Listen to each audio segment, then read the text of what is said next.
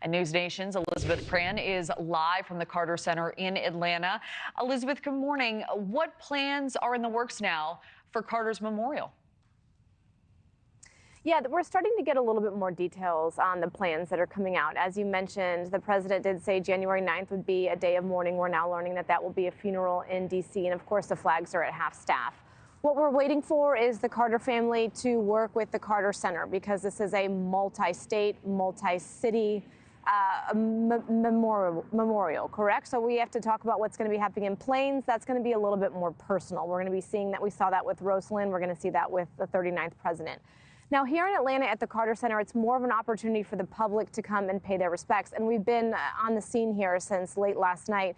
People were coming up until 10 o'clock at night, leaving flowers and lighting candles, because you talked about the impact that he had, not just in the Oval Office, but as his time as a naval officer, his peanut farm, right? His father's peanut farm. Of course, his time as a Georgia state senator and his governorship here in the state of Georgia. As you mentioned, we did hear from President Biden last night. That was right around 8 p.m. He was on holiday and took time to speak to the nation. He said they had spent 5 decades together as a friendship. They shared the common bond, the devastation of cancer, and how it impacted their lives. But we also heard from all of the living presidents, and I want to go through some of their reactions because it was swift after he passed around 3:45 yesterday. We heard from former and President-elect Donald Trump saying the challenges Jimmy faced as president came at a pivotal time for our country. He did everything in his power to improve the lives of all Americans. We heard from the Clinton family. They said Hillary and I mourn the passing of President Jimmy Carter and give thanks for his long, good life guided by faith.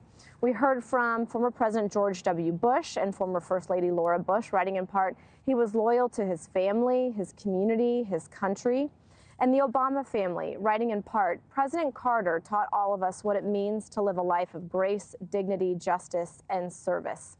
As you know, Kelly, he's survived by 4 adult children, 11 grandchildren, and 14 great-grandchildren. We spent a lot of time at the Carter Center over the past year. Remember his wife, Rosalyn, of 77 years, passed in 2023.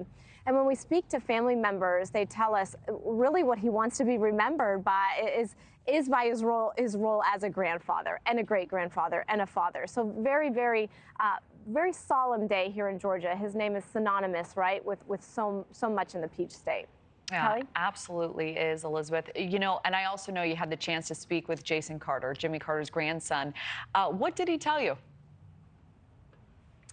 You know, he's so vulnerable with the press. We've been talking, we've a relationship with him for years. And one of the things he likes to give us are these little anecdotes, right? So the former president and Rosalyn would come here to the Carter Center from Plains. It's a pretty hefty drive, about 90 miles from here. They would come up into their 90s every 3 to 4 weeks.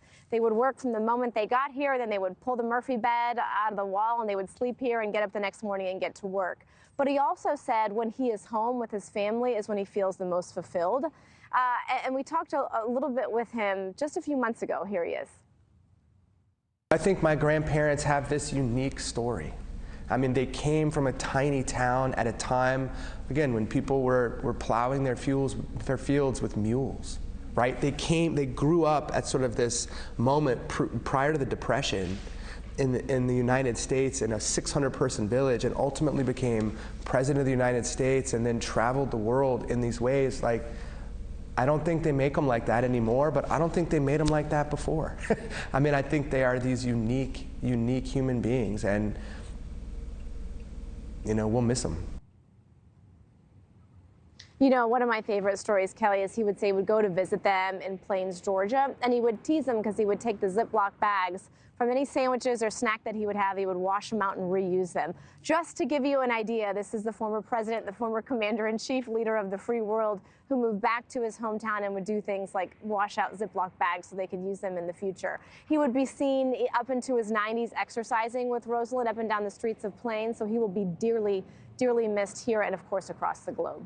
Kelly? He certainly will be by so many. Elizabeth Pran, thank you. Thank you for watching. Go to newsnationnow.com to find News Nation on your television provider. And don't forget to click the red subscribe button below to get more of News Nation's fact-driven, unbiased coverage.